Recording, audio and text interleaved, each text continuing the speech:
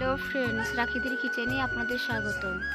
আজ আমি আলুর দমের রেসিপি বানাবো, আপনারা সম্পূর্ণ ভিডিওটা দেখবেন।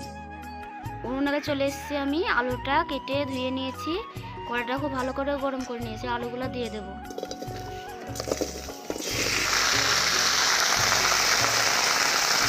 কষানোর জন্যে মশলাগুলো সব দিয়ে দেব। লবণ দেব, গুঁড়ো লঙ্কা, হলদে গুঁড়ো, জিরে আর ধনে একসঙ্গে গুঁড়ো করা আছে দিয়ে দেবো। আদা রসুন বাটা, তেজপাতা,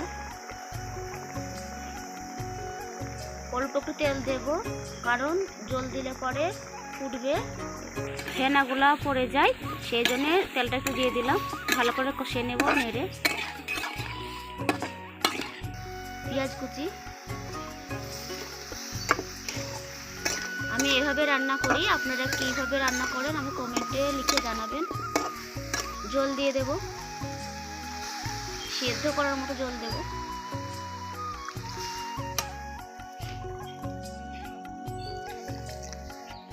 সিদ্ধ করে জল দিয়েছি, এবার ঢেকে দেব। আলুটা খুব ভালো করে সিদ্ধ করে নিয়েছি, এবার অল্প অল্প গলিয়ে নেব। কত সুন্দর সিদ্ধ হয়েছে।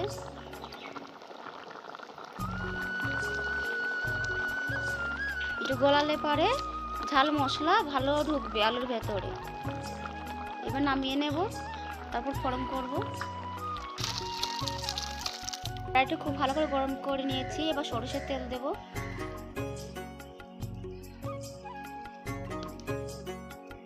পেঁয়াজ দেব, শুকনো লঙ্কা, কালো জিরি, কাঁচা জিরি, এভাবে ফোড়ন একদিন করবেন, অনেক খেতে টেস্ট হবে। লাল করে ভেজে নেব। পেঁয়াজ লাল করে ভেজে নিয়েছি, আলুগুলো দিয়ে দেব। একটু ফুটিয়ে নামিয়ে নেব। ভালো করে ফুটিয়ে নিয়েছি, এবার ঢেলে দেব। আপনারা তো অনেকই ভাবে আলুর দম খেয়েছেন, একদিন এভাবে রান্না করে খেয়ে দেখবেন, অনেক ভালো লেগেছে।